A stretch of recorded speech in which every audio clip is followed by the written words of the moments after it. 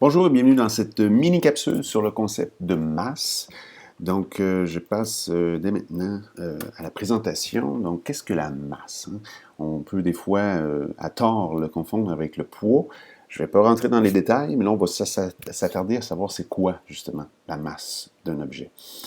Donc, pour prendre vos notes à la page 9, il y a des petits éléments à garder, des petites choses à garder en tête, là.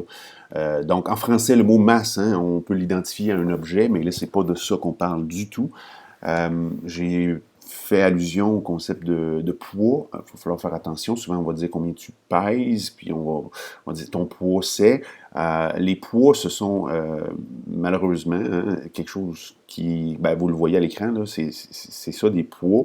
Et ça a toute une autre notion. Mais on va s'en servir là, pour comparer finalement des masses. Donc, on y vient. Qu'est-ce que la masse? Hein? Vous pouvez noter dans votre définition, hein, tout ce qui possède, en fait, la matière possède, c'est tout ce qui possède une masse et un volume. Ça veut dire quoi? Dans le fond, ben, on tourne en rond, là, mais en fait, à partir du moment où est-ce que tu es quelque chose, tu es forcément et de la masse et de la matière, et tu as forcément un volume.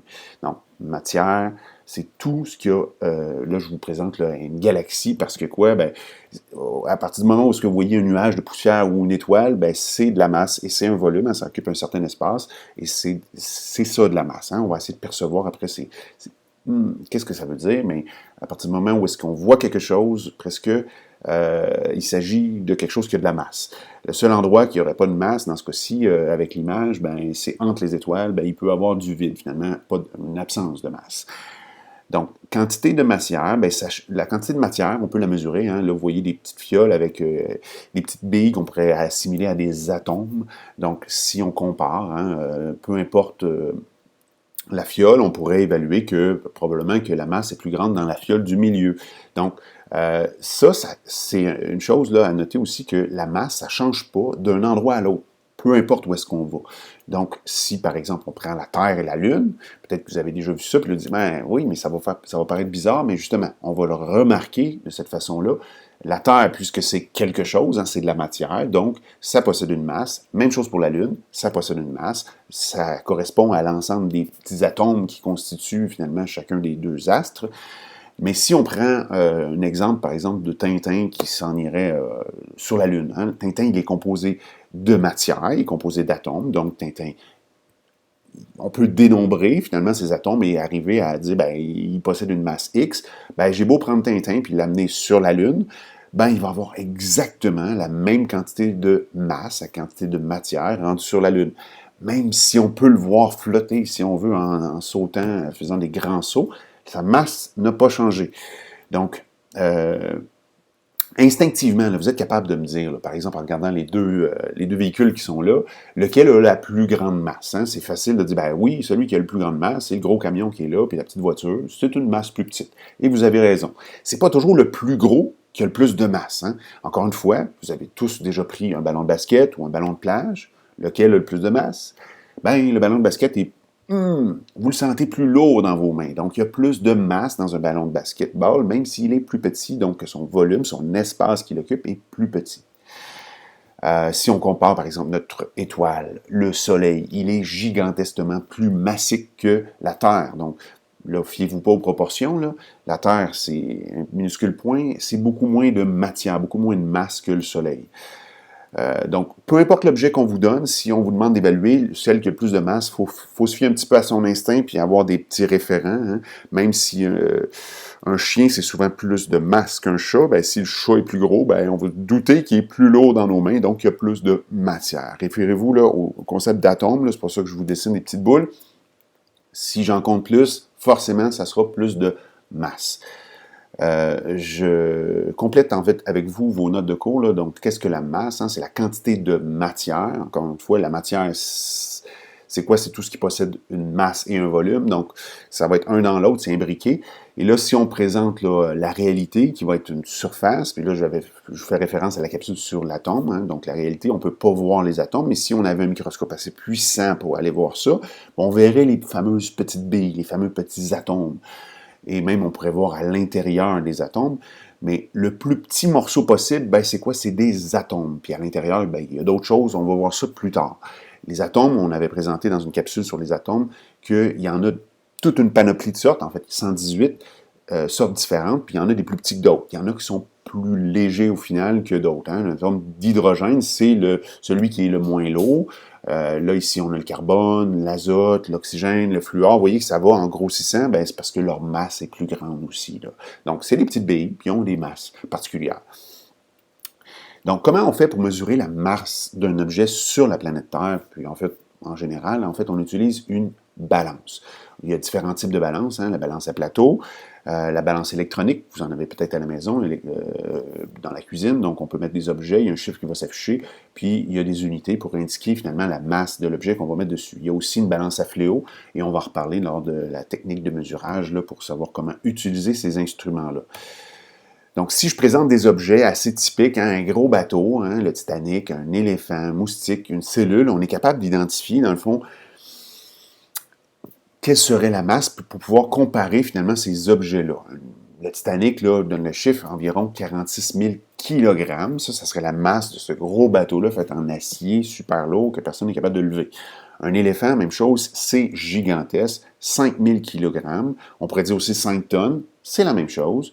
Un moustique, c'est bien petit, c'est super petit, mais c'est quand même, ça a une masse. Puis là, vous voyez là, hein, 1 milligramme. Une cellule, ça a une masse, même si c'est encore plus petit. Là, un moustique, c'est composé de centaines de cellules, donc 1 microgramme dans ce cas-ci. Et ce qu'on remarque à chaque fois hein, qu'on parle d'une masse, on a la notion, en fait, les unités, ben, il y a le gramme qui apparaît. Donc, on peut finalement convertir ça en unités semblables si on veut les comparer. Je vous affiche ça comme il faut. Donc, 46 000 kg, c'est comme 46 millions de grammes. Et là, je peux comparer chaque unité. 1 milligramme, c'est 0,001 g. Puis je peux convertir finalement chacun des unités où il y a un préfixe qui va en avant, là, mais on peut jouer avec ça pour convertir. Là. Il y a le kilogramme. 1 kg, c'est 1 tonne. Vous avez ici là, un hectogramme, on l'utilise très rarement. Là. En gras, on a ceux qu'on utilise le plus fréquemment. Donc, le gramme, le kilogramme, la tonne. Et pour les petites valeurs, le milligramme et le microgramme. Vous avez peut-être déjà entendu parler de ça. Donc, qu'est-ce qu'on fait? On peut se donner aussi des référents. 1 tonne, c'est lourd. Quand on dit quelque chose pèse 1 tonne, pensez à quoi? Pensez à quelque chose de gros. On peut penser à une voiture. 1 tonne, c'est à peu près une voiture. Ça, c'est la masse d'une voiture, une petite voiture. C'est sûr que plus elle est grosse, plus il va y avoir de tonnes. 1 kilogramme, qu'est-ce que c'est? Ben, c'est souvent écrit sur les pots de choses que vous mangez ou que vous buvez. Hein. Moins ce que vous buvez, puisque c'est les volumes qui sont indiqués, mais par exemple, un pot de Nutella, un pot de beurre d'arachide, c'est écrit 1 kg dessus. Ben, quand vous le prenez dans vos mains, ben, c'est ça la masse de 1 kg. 1 gramme, ça correspond à quoi? On peut s'imaginer peut-être l'équivalent d'une bille. Hein? La masse d'une bille, c'est environ 1 kg. Puis 1 milligramme, c'est vraiment petit. Hein? 1 milligramme, c'est 1 millionième de kilogramme. Donc, 1 million de fois plus petit que le beurre d'arachide, que le pot de beurre d'arachide. Ben, qu'est-ce qu'on a de super petit comme référent? On pourrait se dire que, par exemple, nos cheveux. Hein? Si vous prenez 20 cm d'un cheveu, c'est environ ça, 1 milligramme. Ça pèse pas grand-chose. Donc, si on présente des objets, essayez d'être habile pour essayer de donner des référents de comparatifs puis dire quelle unité on prendrait pour mesurer la masse de ces objets-là. Un bijou, c'est très petit, une boucle d'oreille, un collier, on va mesurer ça avec quelle unité? On pourrait dire, ben, 1 gramme, ça pourrait suffire pour mesurer ça. Peut-être même des petits bijoux, ça pourrait être des milligrammes. Un chien maintenant. Un chien, c'est quand même assez gros, hein, la plupart du temps, même les petits chiens. On va plus parler du kilogramme. Donc, vous voyez, on peut comparer avec peut-être la masse hein, du pot de Nutella. Ben, on a plusieurs pots de Nutella dans un chien comme quantité de matière. Un crayon, ce serait plus de l'ordre du gramme. Les pharmaciens, pharmaciennes, qu'est-ce qu'ils utilisent pour le dosage de leurs médicaments? C'est plutôt des milligrammes. Donc, c'est des très, très petites masses, très petites quantités, souvent qu'on injecte sous la forme de soit de pilules ou d'injections. Une mouche, même chose. Hein? Vous avez une mouche qui vous atterrit sur la main, vous n'avez pas l'impression que ça vous écrase la main. Pourquoi? Parce que la masse est très petite. Et la référence milligrammes quand c'est très léger. Et une voiture, je viens d'en parler, on pourrait plus s'attendre de parler de l'ordre de tonnes. Donc, on va utiliser la tonne pour mesurer la masse d'une voiture ou d'un camion. Quand on veut convertir, j'ai dit les plus fréquents, en fait, la référence pour une masse, malheureusement, ce n'est pas le gramme, c'est le kilogramme. Hein, juste pour être contradictoire, on utilise le kilogramme, et lorsqu'on fait fois 1000, on va se retrouver avec une tonne. Si on divise ce kilogramme-là par 1000, donc je prends le pot d'arachide, puis je le divise par 1000 morceaux, ben un morceau, ça va être 1 gramme.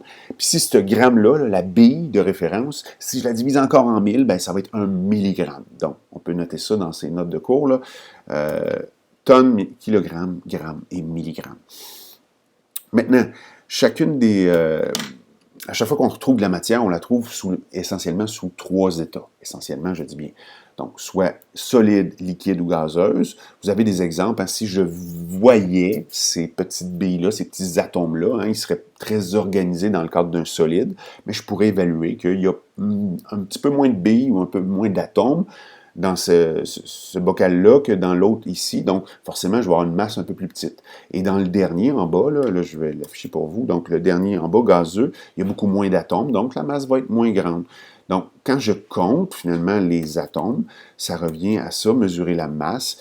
Je mets une étoile là, parce que c'est approximatif, là, mais on peut se retenir ça. Si je compte le nombre d'atomes, ça va être ça à peu près évaluer la masse. Si on néglige le fait que, il y a des atomes qui sont beaucoup plus légers que d'autres, j'ai dit le plus léger, c'est l'hydrogène. Donc, si je prends un seul atome d'hydrogène, il est plus léger, il a moins de masse qu'un atome de fer, par exemple. Hein.